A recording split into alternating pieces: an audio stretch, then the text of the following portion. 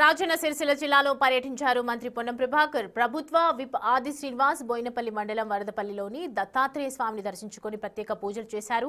అక్కడి నుంచి mid మానేరులో speed బోట్లో ప్రయాణించడం జరిగింది. ముఖ్యమంత్రి రేవంత్ రెడ్డి నాయకత్వంలో 2 సంవత్సరాల ప్రజాపాలనలో అనేక సంక్షేమ పథకాలు అమలు చేశామని మంత్రి తెలిపారు. రాష్ట్ర స్థాయిలో జరుగుతున్న అభివృద్ధి గ్రామాల్లో కూడా జరిగేలా ప్రభుత్వం చర్యలు తీసుకుంటుందని చెప్పారు.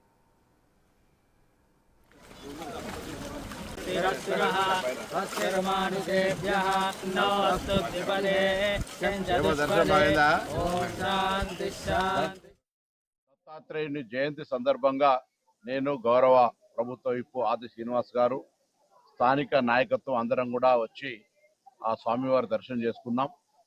ఈ దత్తాత్రేయ స్వయంభుగా వెలిచినటువంటి ఈ యొక్క వరదవెల్లి గుట్ట పైన మిడ్మానర్ ప్రాజెక్టు రావడం వల్ల చుట్టూ నీళ్లు వచ్చినాయి.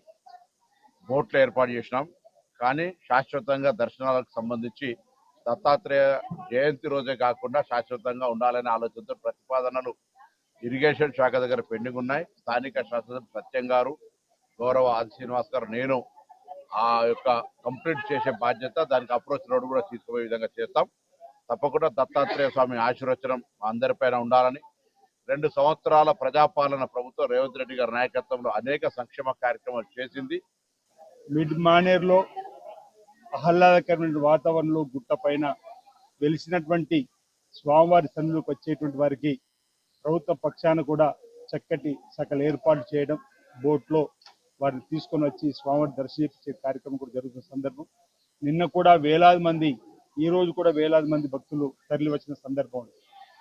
హైందవ సంస్కృతిలో సనాతన ధర్మాన్ని కాపాడుతూ లోక కళ్యాణం జరగాలని, సకాలంలో చక్కటి వర్షాలు బ్రహ్మాండంగా పడాలని ఆయా గ్రామాల్లో గ్రామ దేవతలకు ఉన్న ఆనవాయితీగా అనేక పూజా కార్యక్రమం చేసిన సందర్భంలో భాగంగా శ్రీ దత్తాత్రేయ స్వామి జయంత్యోత్సవాలు రావడం, మరి వారికి ఘనంగా బ్రాహ్మణోత్తముల చేత పూజలు, విశేష పూజలు అందేయడం ఆనందదాయకం, శుభదాయకం. స్వామివారి ఆశీస్సులు అందరికీ అందాలి, అందరూ బాగుండాలి, లోక కళ్యాణం జరగాలని సందర్భంగా నేను వేడుకుంటూ